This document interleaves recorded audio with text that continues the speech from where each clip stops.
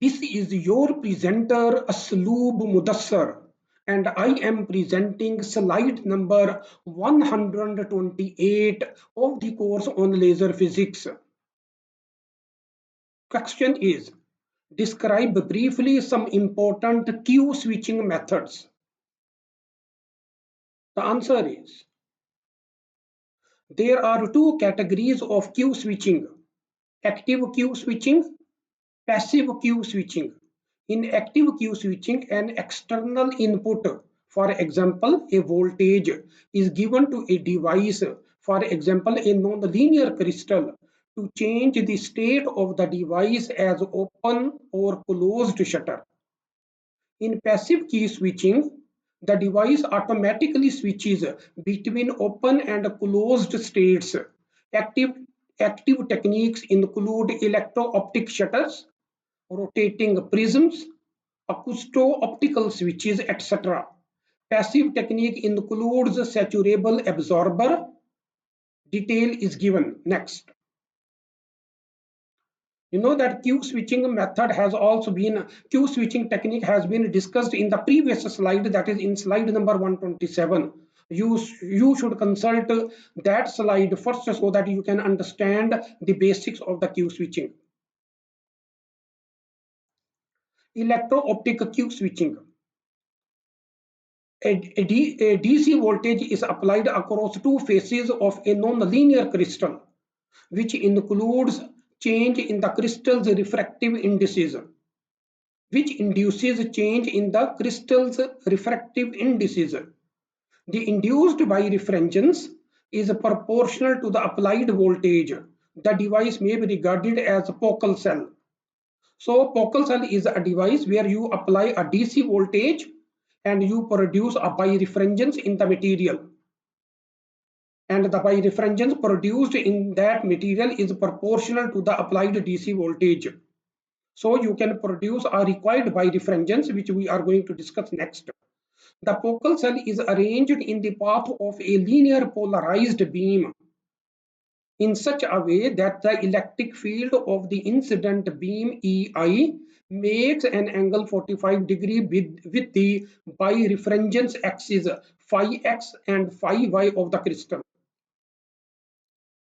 So you see that we want to incident on the crystal having two axes, birefringence axis, which are the phi x axis and phi y axis. A beam, a linearly polarized beam, is incident on the crystal at an angle of 45 degree to both of these axes. That is, the incident electric field will make an angle of phi x, will make an angle of 45 degree with the phi x and phi y axis of the crystal.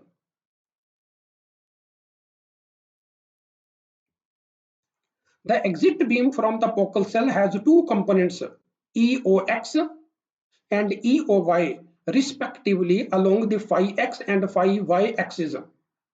The phase between OX and OY is controlled by the applied voltage, which is set in such a way that the phase difference between the two outgoing beams becomes equal to pi by 2.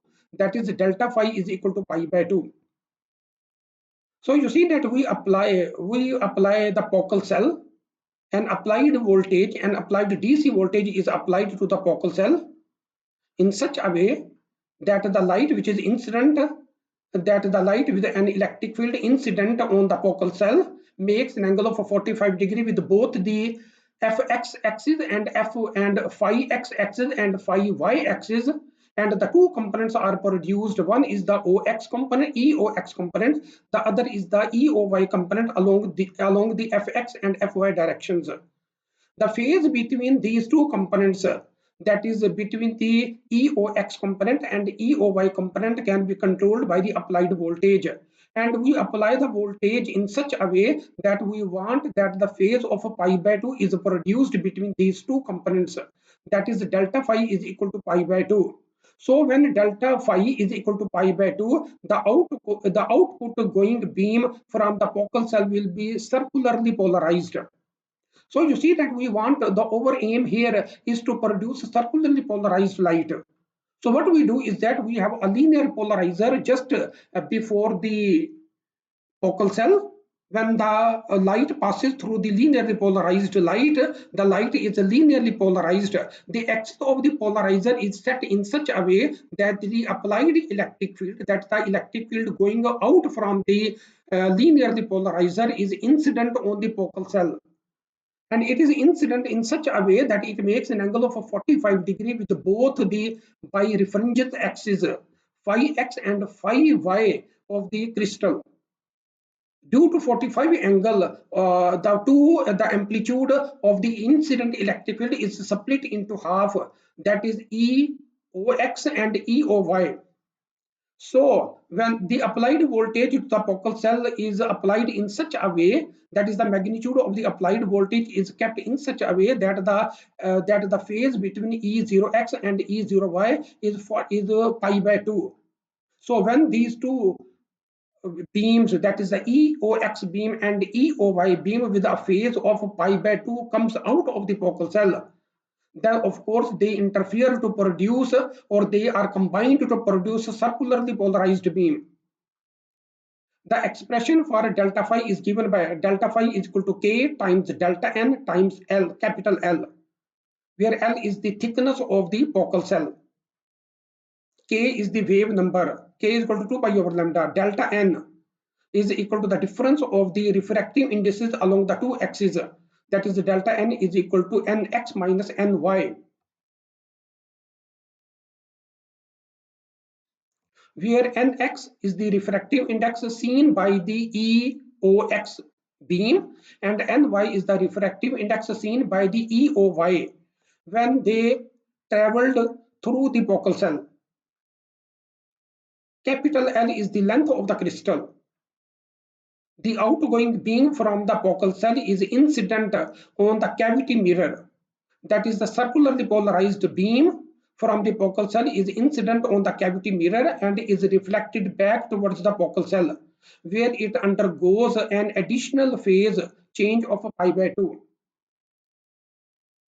So when the beam is reflected from the mirror, it is moving from right to left, and when the beam which is already circularly polarized, that is the phase difference between the EOX and EOY is already pi by 2. When that beam passes through the focal cell while traveling towards the right, an additional phase of pi by 2 is introduced between the two components. Then the two components, that is E0x and E0y, will have a phase difference equal to pi.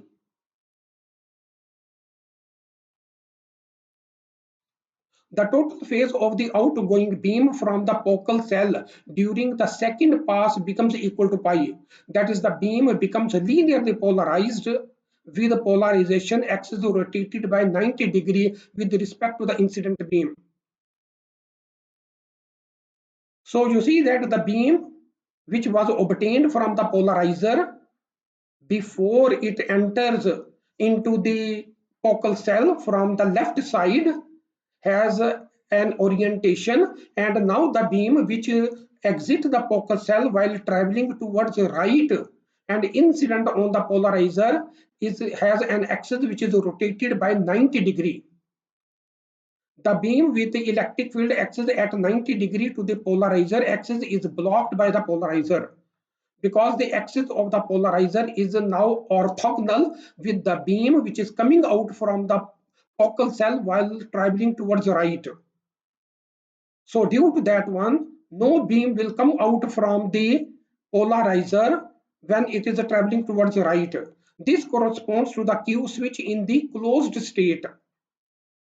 The voltage applied across the focal cell is the focal cell to produce a phase difference of pi by 2 is called a lambda by 4 or quarter wave plate.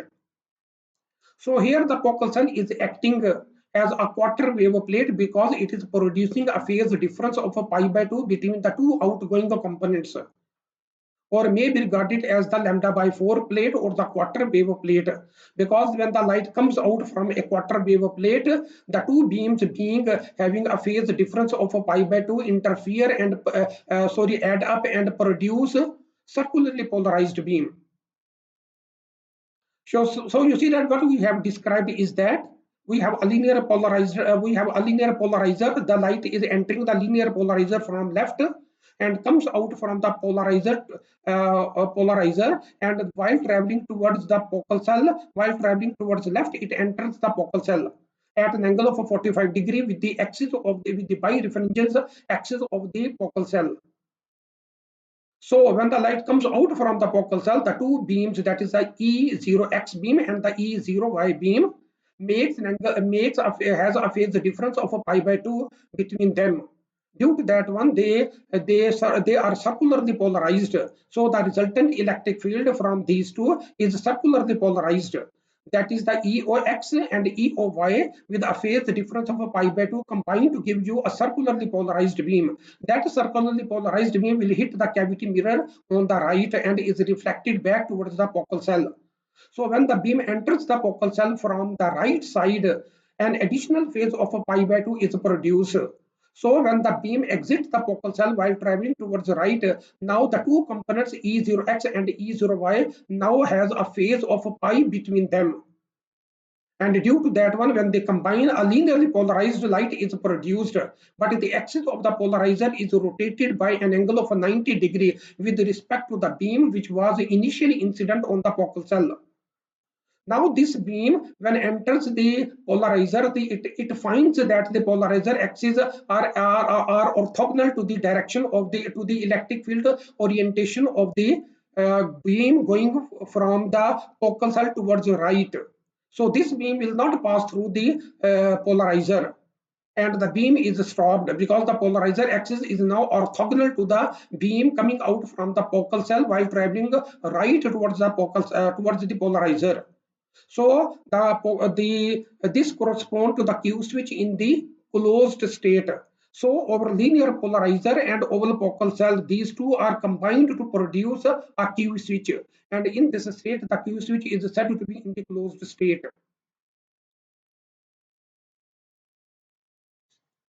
When the voltage across the focal cell is set to 0, you see that when the voltage is applied to the focal cell, it produces a phase of pi by 2 between the two components. That is, it becomes birefringent material. But when there is no voltage, delta phi becomes equal to 0, and the beam reflected from the mirror and the beam after passing through the mirror has the same polarization state.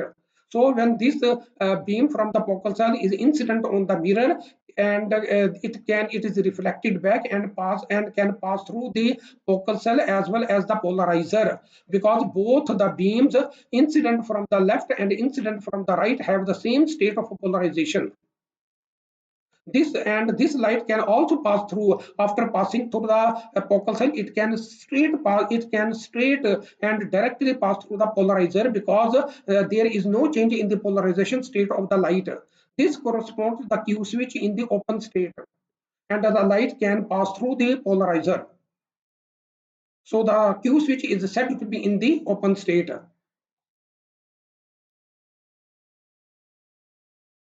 Thus, a combination of a linear polarizer and a focal cell can constitute an electro-optic switch. This electro-optic switch is inserted in a laser cavity to implement the Q switching process.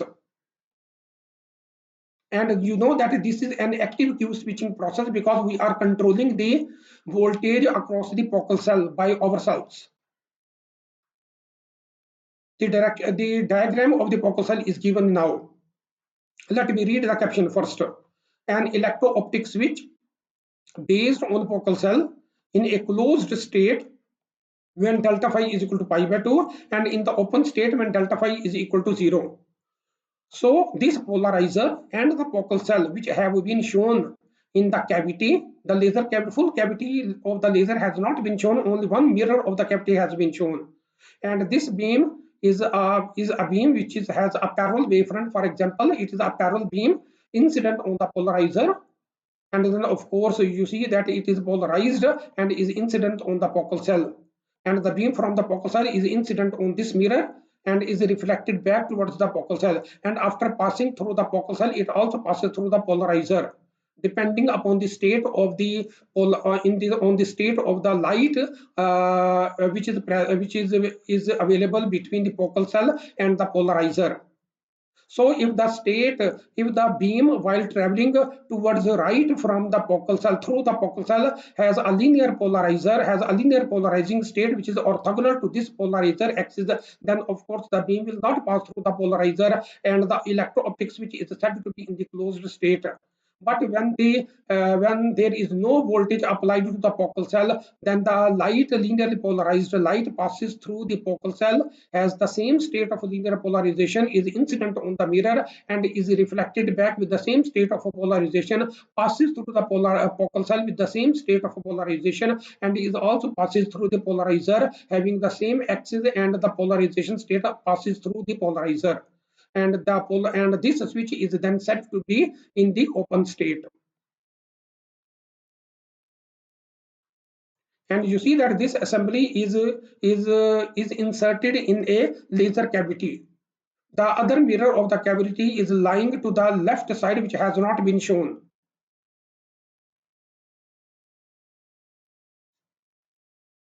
The voltage must be switched on and off, and the on time should be less than the build up time of the Q switched pulse, or it may be slightly smaller than the Q switched pulse. That is the duration of the Q switched pulse. So you should make the focal cell to be in the on state for the Q switch based on the polarizer and the Q switch, and the focal cell to be in the on state, and the time for the on state should be slightly less than the build up time of the Q switched pulse. A Q switched pulse has been discussed in the previous slide, which is of the order of 15 nanosecond or less. So it means that you're switching your applied voltage, your DC voltage that you apply across the focal cell should have a time response of the order of 15 nanosecond. That is, switching on should be carried out in this time interval. The electro-optic switch based on focal cell is shown in figure 1, which I have discussed with you. That is this setup. So next I am going to discuss the rotating prism Q switching technique. This is again an active technique. This is a mechanical method in which one of the laser cavity mirrors is continuously rotated about an axis perpendicular to the resonator axis. So let me show you the diagram so that you can keep the picture in your mind. The caption is mechanical Q switching method based on rotating prism. And you can see that this is the rotating prism in which this is an in the on state. That is the light which is incident on the face of the prism after enters into the prism and is reflected back after and is reflected back towards the mirror.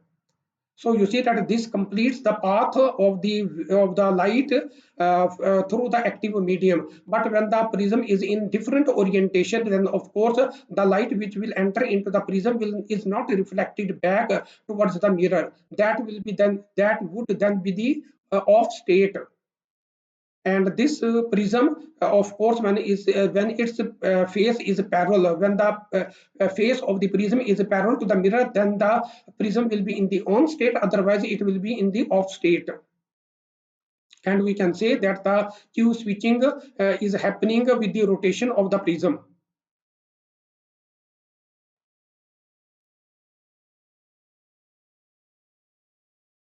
So let me read again. This is a mechanical method in which one of the laser cavity mirrors is continuously rotated about an axis perpendicular to the resonator axis. When the rotating mirror becomes parallel to the other cavity mirror, the stored energy is released quickly and the Q switch is in the open state. In the rest of the situation, the rotating mirror is non-parallel with respect to the fixed cavity mirror and the Q switching is in the off state, while the pump energy is being deposited continuously in the upper laser state. So you see that one purpose of the Q switching is that when it is in the off state, the pumping process is continued and it deposits energy in the form of a population inversion, and the population inversion increases enormously during the off state. And when the Q switch is in the on state, that energy in the form of huge storage of a population inversion decays spontaneously, decays very quickly, and a huge amount of energy, optical energy, is liberated from the output mirror of the laser cavity. So during this off time, when the Q switch is in the off state and the pumping process is going on, then of course a huge energy, a huge amount of energy is being stored. And when we want to release that energy, we set the Q switch to be in the open state or on state, and a huge amount of energy is liberated due to the decay of the population inversion, and due to the compilation, and due to the addition of photons in the laser cavity. There are some alignment problems with the rotating mirror assembly, which can be simplified using a right-angled prism or 90-degree rooftop prism instead of the rotating mirror. Because with these prisms, that is with the right angled prism, usually a 90-degree rooftop prism, the alignment errors are almost nullified, which appear with the presence of the rotating mirror. The prism is mounted as shown in figure number 2. This is the figure that I have shown you. So this prism and this mirror forms two ends of the cavity. This is the fixed mirror, and this is the prism which is rotating. So when the prism face becomes parallel to this mirror, the switch is in the on state, and when it is making an angle which is different from the which is non-parallel to the mirror, then of course the switch will be in the off state. And there is a pumping mechanism which keep on pumping the active medium, and so the population inversion is keep on increasing when the switch is in the off state.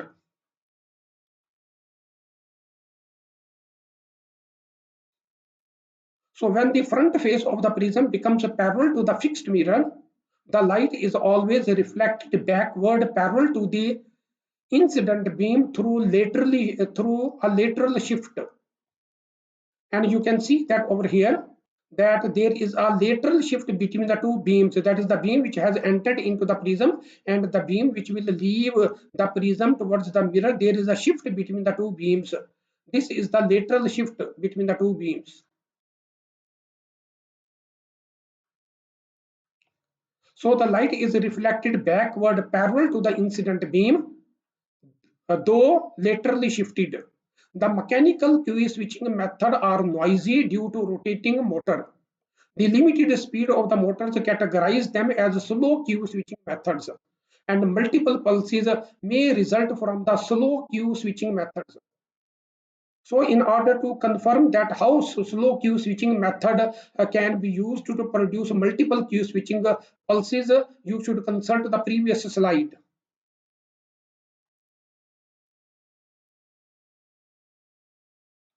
Now the third technique that I am going to discuss is the acousto-optic Q switching. It is also an active Q switching technique. So let me first of all show you the diagram so that when I read the paragraphs, you should have a picture of the diagram in your mind. You have the picture of the assembly in your mind. The caption is acousto-optic Q switching using piezoelectric transducer inserted into the laser cavity. You see that this bracket show you the dimensions of the laser cavity. This is one mirror on the left of this is the left mirror of the cavity, and this is the right mirror of the cavity, and an output beam can be obtained from this mirror. You can see this is the active medium rod, and this is the over switch which is present over here, which is we call as acousto-optic Q switch. And you know that here this is the plane, this is the phase at which we can apply the radio frequency input signal, that is the RF signal. And you can see that there are some lines in the produced. That is, this RF, this Q switch has been constructed, that the construction will be explained, and you see that then these all will combine at the edge. This is an edge over here, and this is the plane at which the radio frequency is applied. And you can see that the incident beam makes some angle, which is a theta b angle, equal to lambda over 2 lambda a, with the axis of the, with these lines which have shown. So the incident beam makes an angle of theta b, and when the beam will leave, it makes an angle theta prime. And this is the diffracted beam going out of the mirror. And when the diffracted beam is produced, it means that the Q switch is in the off state, because it has diverted the beam out of the alignment of the mirror, of the output mirror. And when the beam travels in the direction of the output mirror, it means that this switch is in the on state. So there are two states. On states, the beam will travel through the mirror, and when it is in the off state, the beam will be diffracted out of the axis of the resonator, and will go out of the mirror, and will not pass through the laser cavity. And under that condition, we can say that the Q switch is in the off state. So let me read the paragraphs, so that now you can, when I will read, you will have some picture in the mind and you can understand what I am talking about. A piezoelectric transducer. A piezoelectric transducer is bonded to one planar side of a block of transparent material to launch acoustic, that is ultrasonic waves inside the block.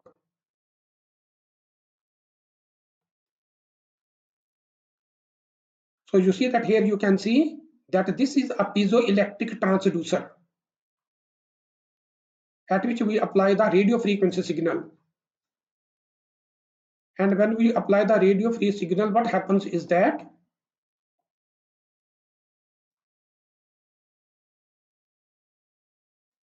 a piezoelectric transducer is bonded to one planar side of a block of transparent material. So this is the transparent material. It is a block of transparent material to launch acoustic waves or the ultrasonic waves inside the block. The opposite side of the block is cut at some angle and is glued with an absorber to block the acoustic waves going backward and to stop the formation of the standing waves inside the block.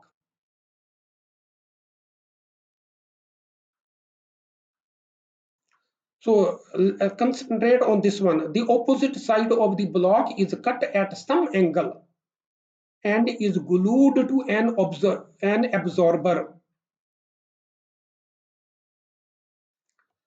That is, this side is cut at some angle and there is an absorber which is not shown. The absorber, what will happen when the standing waves will be produced in this region, in this acoustic optic switch, so that the standing waves produced cannot travel over here, because it will not be reflected by this absorber, because it will absorb the beams. It will absorb the acousto-optic waves, or the ultrasonic waves will be absorbed by the absorber which is attached at this end, so that these waves are not reflected back to produce the standing waves.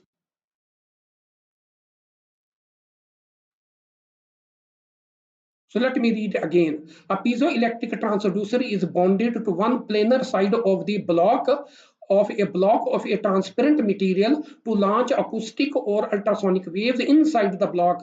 The opposite side of the block is cut at some angle and is glued with an absorber to block the acoustic waves going back and to stop the formation of the standing waves inside the block.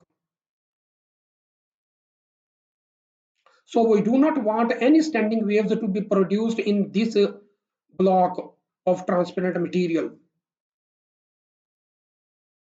Now the function of this transparent material is explained here. Thus, only the traveling waves propagate inside the block. That is, the traveling wave can pass, that is, the traveling wave from the first phase, that is, from this phase to the other phase will travel. That is, the acoustic waves or the ultrasonic waves will travel from this phase to the other phase, but will not be reflected back.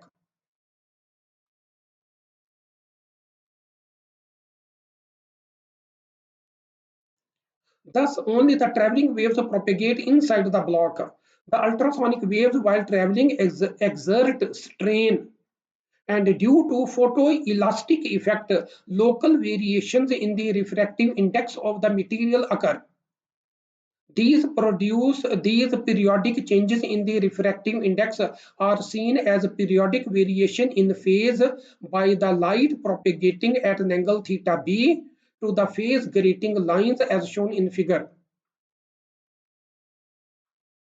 So you see that you can see these lines over here, these lines parallel to each other. These are actually the phase grating lines. These are the phase grating lines. And you see that the incident beam from the active medium is making an angle theta b with the phase grating lines, because these phase grating lines are parallel to each other, and I have shown one of the phase grating lines with a dotted line extended over here, so that you can see that the beam from the incident from the active medium makes an angle theta b, which is equal to lambda over 2 lambda a with the phase grating lines. And the phase grating lines are produced due to the periodic variation in the refractive index of the material, and the periodic variation in the refractive index is produced due to the photoelastic effect, and the photoelastic effect is produced when we exert strain on the material, and the strain on the material is exerted by the ultrasonic waves produced inside this material. So let me read again, because this is an important paragraph. Thus, only the traveling waves propagate inside the block. The ultrasonic waves, while traveling, exert strain, and due to the photoelastic effect, local variations in the refractive index of the material occur. These periodic changes in the refractive index are seen as periodic variation in phase by the light propagating at an angle theta b to the phase grating lines as shown in figure 3, which I have just explained.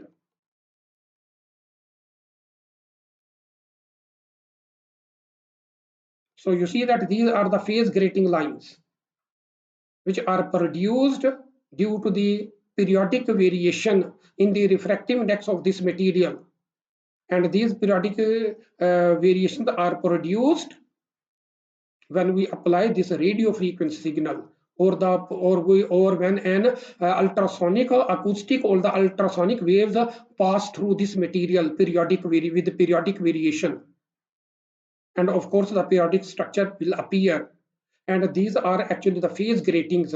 So the incident beam which will pass through this acousto optic switch will see the phase variations, will see the periodic phase variations.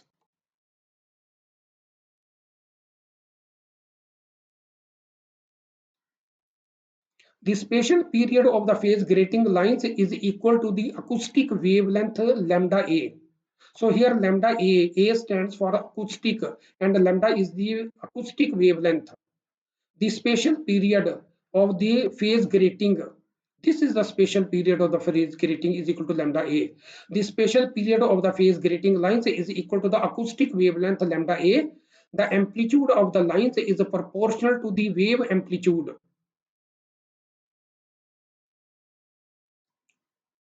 and the grating lines travel with the speed of acoustic waves.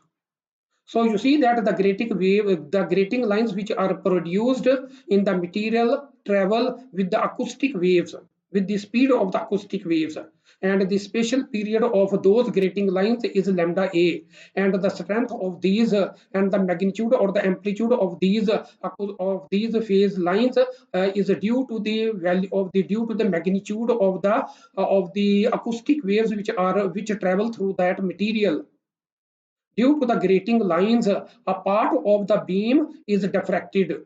The strength of the diffracted beam can be increased by enhancing the magnitude of the voltage signal applied to the transducer.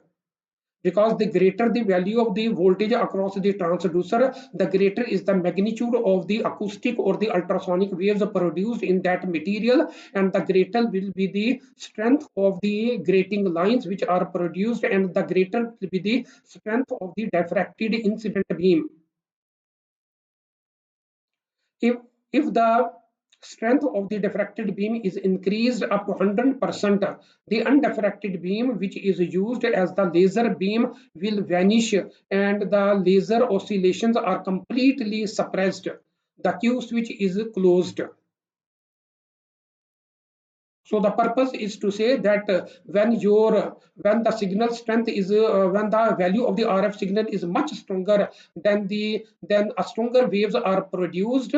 These stronger grating lines will travel, and the strength of these grating lines is also stronger, producing a stronger diffracted beam. And due to that one, the stronger diffracted beam is in such a way that it makes an angle theta prime with the resonator axis. This is the resonator axis. With the resonator axis, and the beam goes out of the resonator axis and will not pass through the mirror, and so there will be no output laser beam, and we can say that the Q switch is in the off state. So by applying the radio frequency, you can produce a diffracted beam out of the laser cavity, and no light will then pass through the output mirror, and no beam will come out of the laser beam. And in that case, you will see that the RF that this system is acting as that the Q switch is in the off state.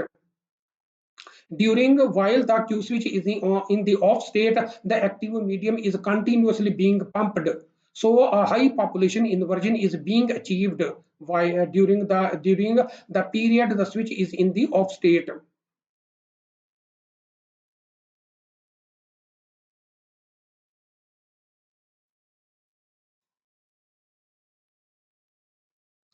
To open the Q switch, the signal to the transducer is set to 0. That is, we remove the voltage that we were applying to the transducer. The grating lines vanish, the diffracted beam disappears, and the stored energy in the active medium is released as pulse along the direction of the resonator axis, and it will pass through the output mirror, producing a laser beam in the form of an intense pulse. The acoustic phase modulator can be visualized as thick grating, provided the length capital L of the grating satisfies the condition, that is 2 pi times lambda times L divided by N, and lambda A square should be much greater than 1, where lambda is the laser wavelength, N is the material refractive index, lambda A is the wavelength of the acoustic wave. For maximum diffraction efficiency, the beam must be incident at an angle theta b. And this theta b has been found to be lambda over 2 times lambda A, where this B stands for the Bragg diffraction. So when theta b satisfies this diffraction, that is the Bragg diffraction, then of course the diffraction will be maximum. And the diffraction follows the Bragg law, and the Bragg angle theta b is given by this relationship, where the specular reflection occurs at the grating lines. So at this angle, the specular reflection occurs at the grating line, and the beam is completely diffracted away from the resonator axis.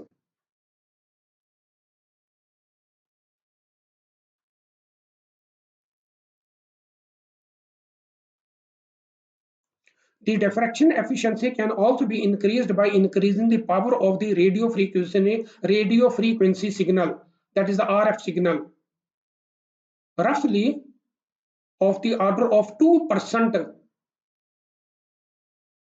per watt of the radio frequency power. That is, the diffractor efficiency can be increased if you increase the 2% per watt of the radio power of the radio frequency power per watt. So a per watt increase in the RF power signal will increase roughly a 2% of the diffraction efficiency. Acousto-optic modulators are available for high repetitive Q switching with low insertion losses. So you see that we can control this Q switching with a very high speed, and the Q switching can be repetitive, repeated with a high frequency.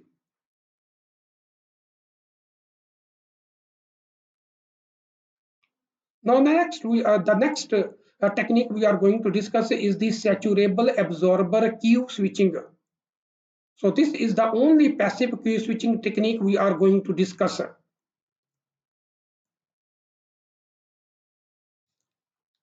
And you see that there is no figure associated with this one, because this is just a cell. That is, we are placing a saturable absorber for Q switching just in a die cell. So now let me explain and be careful to understand.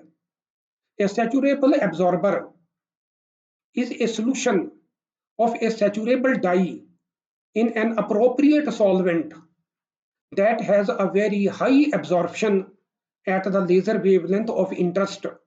So you see that we are choosing a saturable absorber that has a very high absorption at the laser wavelength of interest and possesses a low value of saturation intensity. What is the meaning of this? That it possesses a low value of saturation intensity.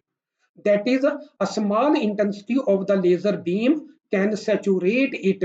That is, it can make the device to be transparent at a low intensity value of the laser beam. So when the laser beam is below the saturation value, the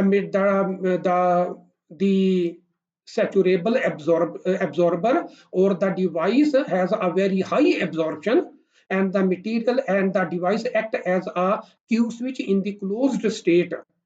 So when the laser intensity is slightly increased, it becomes equal to the saturation intensity of this transparent material of this device.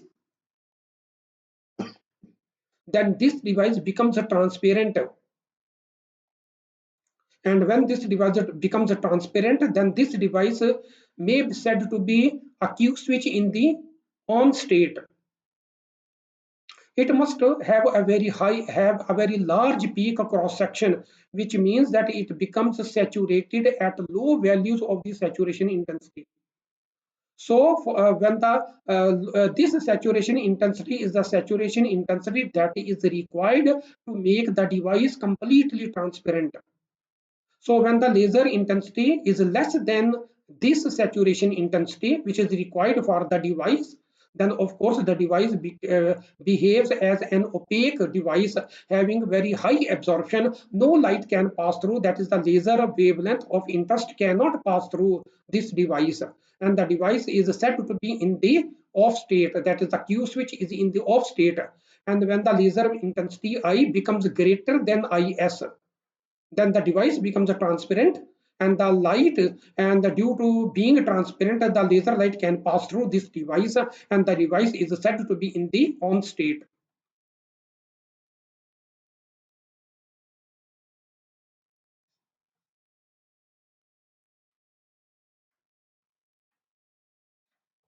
A lasing action is only possible when the gain of the active medium exceeds the unsaturated cavity losses and the losses due to saturable absorber. So you see that when there is no saturable absorber, we just talk about the cavity losses. But in the presence of the saturable absorber, there are also some losses due to this device.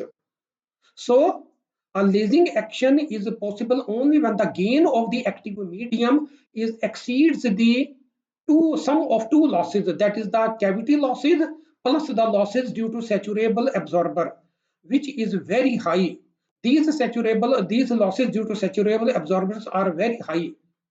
So which is very high, that is the total sum of losses is very high at the laser wavelength.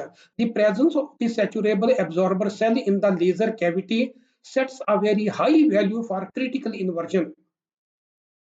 So the sum of these two the sum of these two losses, that is the cavity losses plus the losses due to saturable absorber, the sum of these cavity losses, the sum of these two losses becomes very large, and they set the critical value for the inversion to be very large. So for the lasing action, the critical inversion is very large now, is very high. And to achieve the critical inversion in the presence of this active in the presence of this saturable absorber, and an intense pumping is required. So during the operation, when the laser intensity exceeds the saturation intensity, the saturable absorber begins to bleach out due to the saturation. So you see that when the population inversion is close to the critical value, or is greater than the critical value, or exceeds the critical value, the laser operation starts. That is the photons are being added due to the decay of the population from the upper laser level, and the intensity is deposited, or the number of photons increasing in the laser cavity. And due to that one, an intensity is deposited on the saturable absorber, and if the saturation, and if this exceeds the saturation intensity, the absorber, that is the saturable absorber, begins to bleach out due to saturation intensity being incident on that one. The bleaching process increases with the same rate as the growth of the laser intensity increases. So after a certain point of the presence of the decay of a population inversion, or in the presence of the number of photons in the cavity, the device is completely bleached out and becomes transparent. And with the further decay of the population inversion, the pulse is created the number of photons are being added with the decay of the population inversion. So the photon flux will increase and will reach a peak value. But when the population inversion falls below the value of the critical inversion, then of course the number of photons decays and a pulse is created. That pulse then passes through the transparent device, because now the device is in the transparent mode, or the Q switch is in the on state, and the laser beam is transmitted out of the cavity. But when the population inversion is below the critical value, then of course the intensity of the laser beam may also become less than the saturation intensity required to keep the device in the on state. So when the laser intensity becomes less than the saturation intensity, which is required for the absorber to be in the transparent mode, then the saturated absorber becomes opaque, and then becomes in the closed state, and we can say that now the cavity is the Q switch is in the closed state. But since the pumping process is keep on going, and the process will be repeated, that is the population inversion will increase exceed the critical value, and of course the number of photons will increase in the cavity. The strength of the photons will be such that the presence of the photon will be such that the laser beam will have an intensity greater than the saturation intensity, which will make the device again transparent, and then of course the rest of the the rest of the population inversion decays, and then of course a photon pulse is formed, and the pulse of laser incident is emitted out of the laser cavity. But again, when the population inversion decays below the critical value, then of course the device becomes again opaque, and or we can say that the device is becomes in the off state when the device is opaque, and no light is then transmitted out.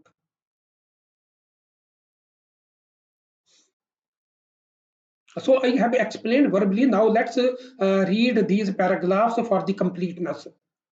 When the bleaching process is about to complete, the inversion was nearly the same which was present at the time t is equal to ts, and ts is the time at when the saturation beam is created. After the bleaching process is complete, the gain of the laser due to very large inversion is in excess of the total cavity loss. Thus, a giant laser pulse is produced because the gain of the cavity is now much greater than the total losses. Because when the material is when the saturable material is transparent, the losses due to that one are minimized, and only the losses that will be present will be the losses due to cavity. And the population inversion that we have achieved is in the presence, and you know that the population inversion level has increased a lot due to the presence of the medium of the saturable device when it is in when it was in the opaque state.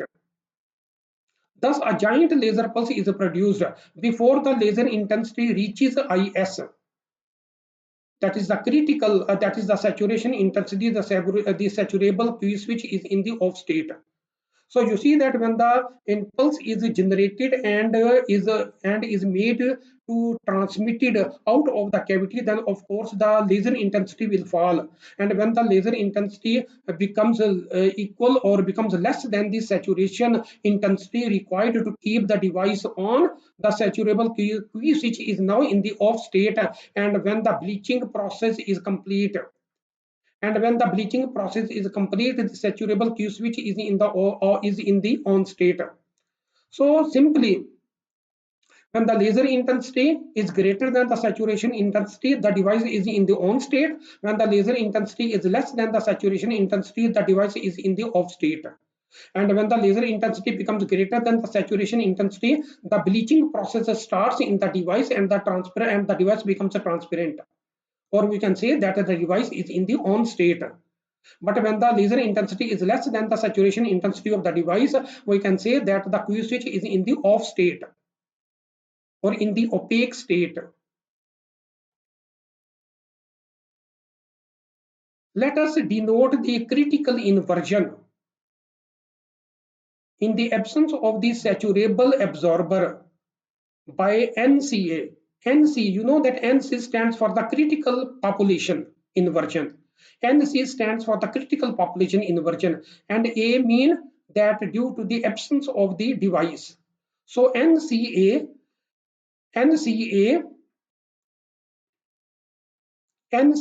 is the population inversion achieved when the device is not present. That is, in the A stands for the absence of the device, and when the device is present, P stands for present. And in the presence of the saturable device, the population inversion is regarded as NC with a subscript P. P means that the device is present. So NCP has a value which is much larger than the value of NCA.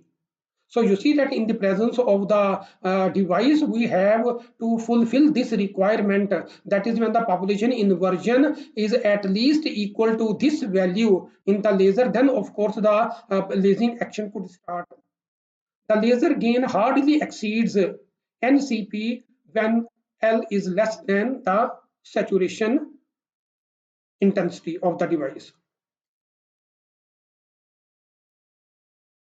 So you see that we have to set this saturation intensity of the device in such a way that this saturation intensity will only be released that is this intensity. I is the intensity of the laser beam, and IS is the saturation intensity required for the device to make it on.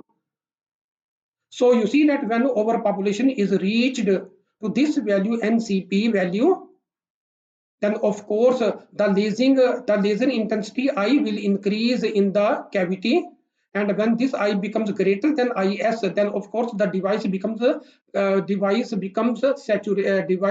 transparent. and of course the beam will come out from the pulse will come out from the device.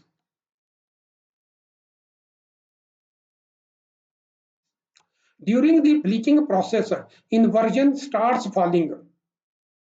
So you see that when the process of bleaching starts, the device is going to become transparent, and it is because the inversion starts falling. Inversion starts falling mean that the intensity is being created in the cavity. So inversion starts falling as the lasing action starts building up and the photon number starts increasing, which reach to its peak value when the saturable absorber is fully bleached, that is fully transparent.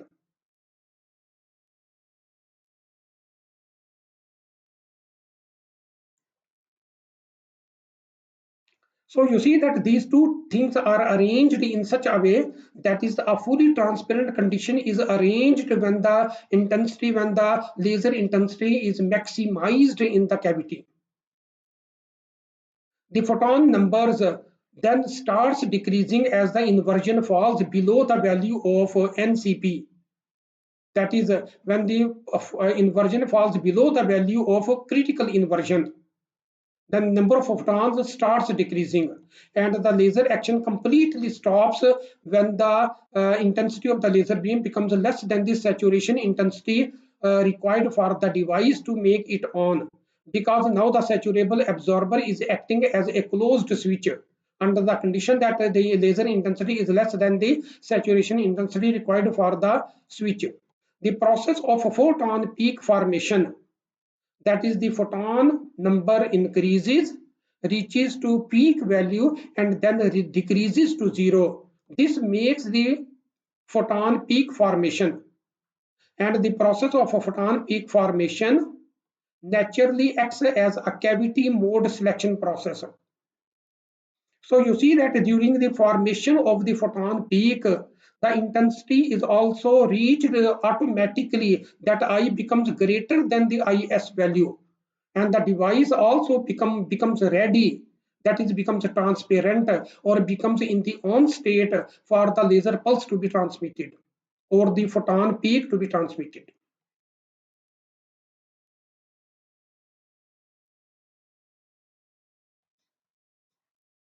Assume that G1 and G2 are the single pass gains corresponding to the two cavity modes.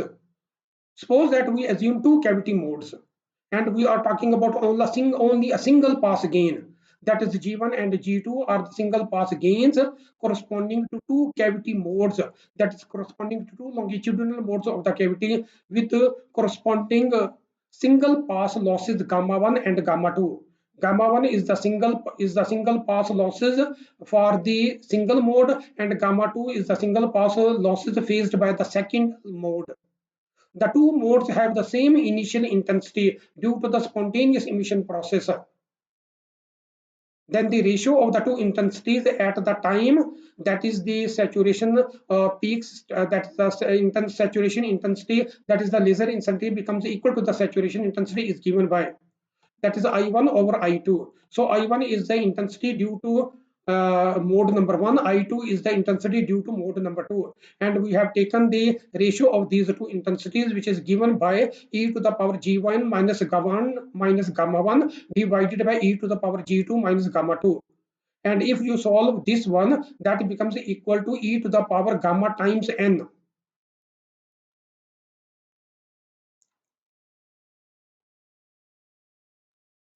Where this n is not the refractive index, where n is the total number of cavity round trips before I reaches the IS value. At time t is equal to Ts, I becomes equal to the IS values.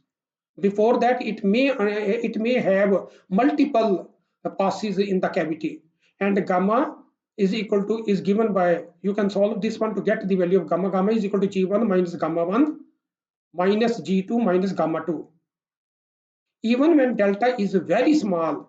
So you see that in this expression, even if delta is very small, n is usually very large at that time before we reach this time t is equal to Ts. and I1 differs from I2 greatly in magnitude. Because if n is very large, even if delta is small, e to the power, this term, that is delta n, becomes very large, and this factor is very, very large. So I1 is equal to I is equal to a very large multiplier with I2. So I1 and I2 are greatly different from each other. That is, the peak corresponding to mode 1 is much different from the peak corresponding to mode 2.